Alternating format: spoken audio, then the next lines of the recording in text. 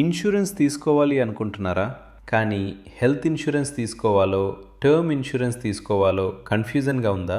ఈ 2 వేర్వేరు పనులు చేస్తాయి. రెండూ ముఖ్యమే. కానీ మీకు ముందు ఏది అవసరమో చూద్దాం.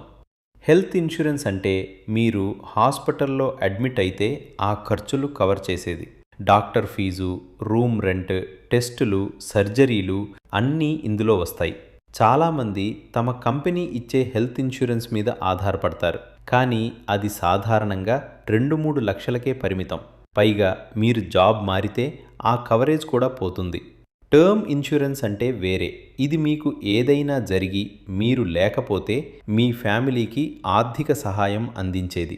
మీరే ఇంట్లో సంపాదించే వ్యక్తి అయితే మీరు లేకపోవడం వల్ల మీ కుటుంబం ఆర్థికంగా ఇబ్బంది పడకుండా చూసేది ఈ పాలసీ.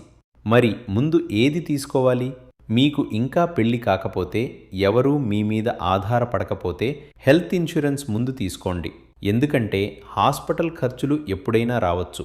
అది మీ సొంత సేవింగ్స్ని తినేస్తుంది. కానీ మీ మీద ఎవరైనా ఆధారపడి ఉంటే, అంటే పేరెంట్స్, భార్య, పిల్లలు, అప్పుడు టర్మ్ ఇన్సూరెన్స్ కూడా అంతే అర్జెంట్. ఎందుకంటే మీకు ఏదైనా జరిగితే వాళ్ళ భవిష్యత్తు ఆగిపోకూడదు. ఒక ముఖ్యమైన విషయం, టర్మ్ ఇన్సూరెన్స్ ఎంత త్వరగా తీసుకుంటే అంత తక్కువ ప్రీమియం. 25 సంవత్సరాలకి తీసుకుంటే 40కి తీసుకునే దానికంటే సగం ప్రీమియం మాత్రమే కడతారు. వయసు పెరిగే కొద్దీ ప్రీమియం పెరుగుతుంది.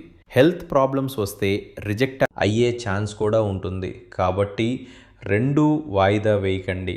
వీలైతే 2 ఒకేసారి ప్లాన్ చేసుకోండి. ఇది మీ డబ్బు ఖర్చు, మీ కుటుంబం కోసం మీరు కట్టుకునే సేఫ్టీ నెట్. ఇది జనరల్ అవగాహన కోసం మాత్రమే. పాలసీ తీసుకునే ముందు మీకు సరిపడే కవరేజ్ కోసం లైసెన్స్డ్ ఇన్సూరెన్స్ అడ్వైజర్ని సంప్రదించండి.